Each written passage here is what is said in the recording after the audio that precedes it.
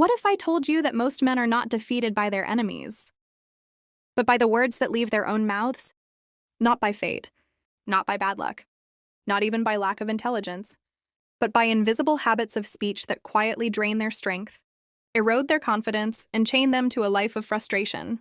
Have you ever noticed how some men seem permanently stuck in struggle, always reacting, always overwhelmed, while others stand calm and immovable even when chaos tears through their world? The difference is not IQ.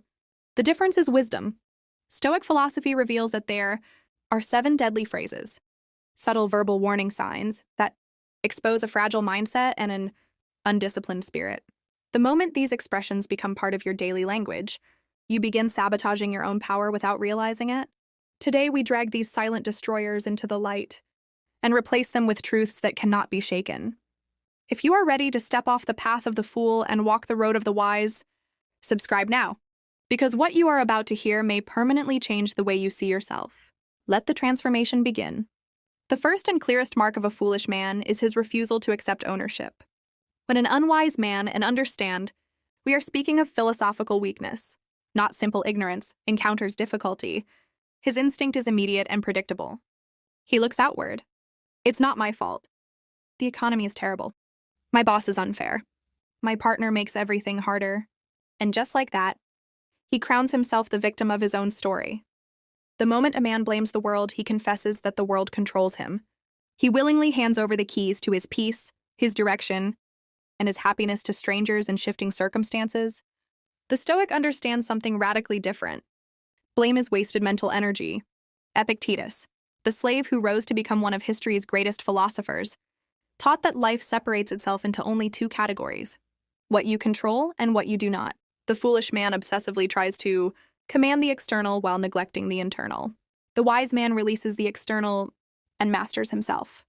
Picture 2 captains caught in a violent storm. The foolish captain curses the sky. He screams at the wind, rages at the towering waves, and condemns the gods for their cruelty. In his fury, he even abandons the wheel just to shake his fist at the heavens. The wise captain faces the very same storm, yet remains silent. He knows the storm has no interest in his outrage. So instead, he adjusts the sails. He tightens his grip. He focuses on the only command he truly possesses: steer. Every time you say, "It's not my fault," you become that captain screaming at the wind. You publicly declare your helplessness. Blame keeps you childish. Accepting responsibility, or even for chaos you did not create, is the first step toward manhood. As long as your fingers are busy pointing outward, your hands are unavailable to build a solution. Now we arrive at one of the most dangerous lies a man can whisper to himself. He made me lose my temper. Hidden inside, that sentence is a frightening admission that your emotions function like a remote control, and everyone around you is holding it. The foolish man believes insults, traffic, and rude strangers force his reactions. He becomes a puppet, violently jerked by the strings of other people's behavior. When the world is pleasant, he smiles. When the world turns harsh, he collapses. He has built no fortress within his mind. Seneca, the great Roman statesman, once said, "Anger is a temporary madness." He did not describe rage as strength, but as weakness, a surrender of reason itself. The moment you claim someone else made you angry, you admit that you lack the discipline required to guard your own thoughts. Imagine walking through a crowded marketplace. Suddenly, someone slams into you. You spin around, boiling with fury, ready to fight, shouting about respect. Then you notice the person is blind, navigating with a cane. Instantly, your rage dissolves into compassion. What changed? The collision was identical. The force was the same. Only your judgment shifted. This reveals a powerful truth. The stranger never created your anger, so your interpretation did. The foolish man obeys his first impressions without question. The Stoic pauses. He understands that an insult is like a rock thrown at a cliff. If the cliff is solid, the rock falls harmlessly away. But if you are easily provoked, you are easily controlled. Never surrender that kind of power. Another trap the foolish man falls into is living entirely in the future. I'll be happy when I get promoted. I'll be happy when I buy the house. I'll be happy when I retire. This mindset is the birthplace of anxiety. By chaining his happiness to events that may never arrive, he guarantees suffering in the only moment that truly exists: now. Marcus Aurelius, Emperor of Rome, a man who possessed wealth, power, and influence beyond imagination, trained himself daily to find peace in present duty. He wrote, "Confine yourself to the present." He understood that the future is fog, the past is memory, and the present is the only territory we ever truly inhabit. Consider the story of a wealthy businessman who notices a fisherman resting beside his boat at noon, laughing with his family. The businessman asks, "Why aren't you fishing more? You could buy more boats, expand into a fleet, maybe even build a factory." The fisherman asks calmly, "And after that?" The businessman smiles. "Then you could retire, sleep late, sit by the ocean, and enjoy your family."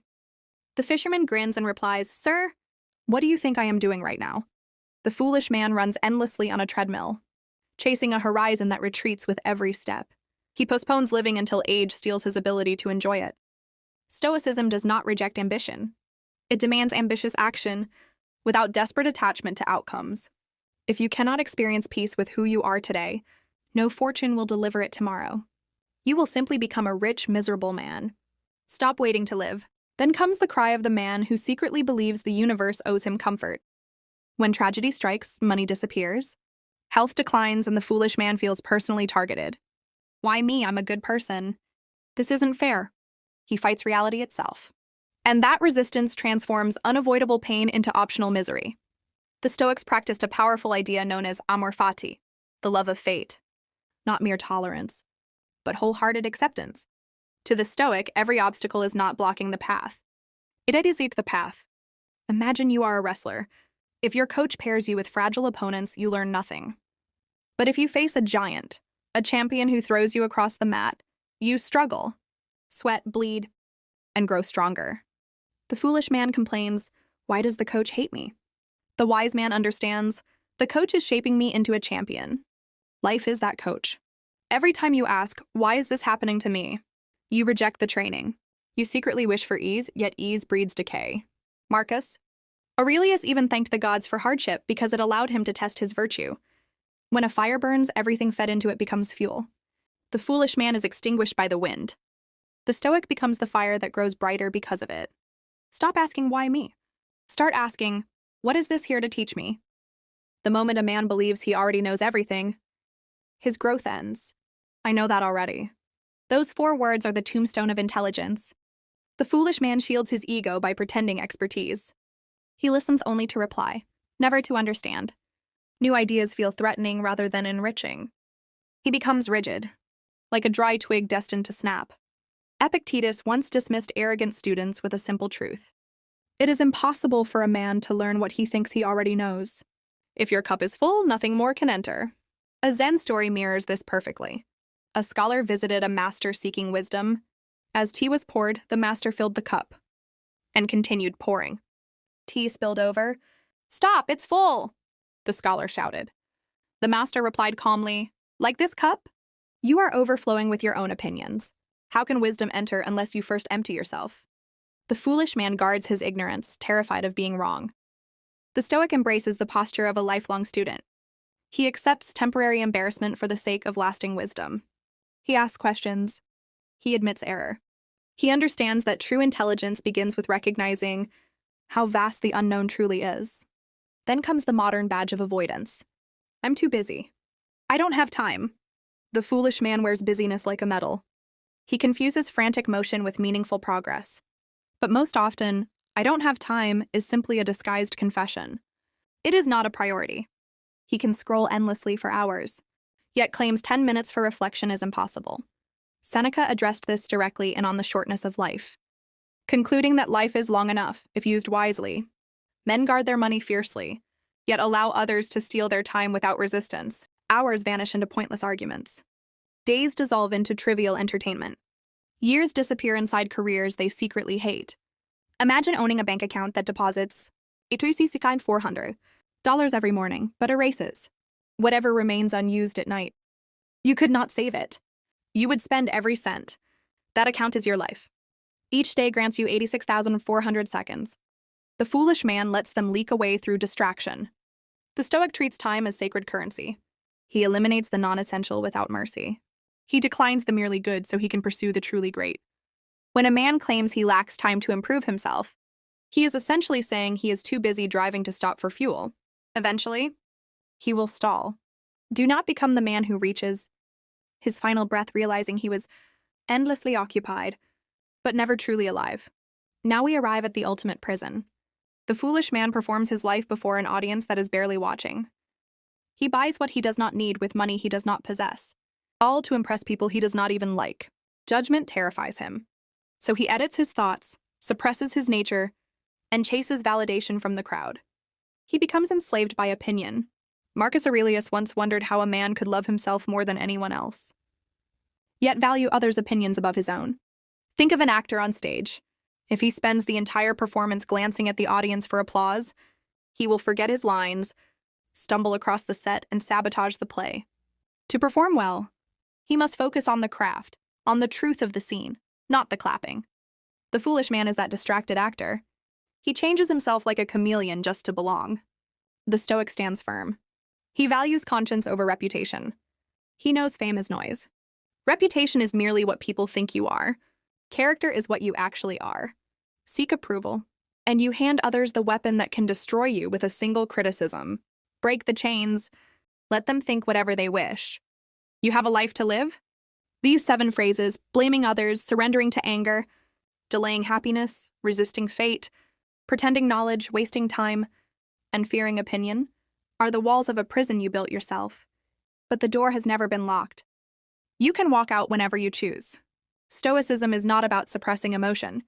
It is about eliminating foolishness. It demands clear sight and courageous action. The next time these phrases rise toward your lips, catch them. Replace them with responsibility, with gratitude, with decisive action. And if this message sharpened your perspective, do not let the lesson end here. Press like so others may find this path. Subscribe if you are ready to master your mind while the rest surrender theirs. The choice, as always, is yours.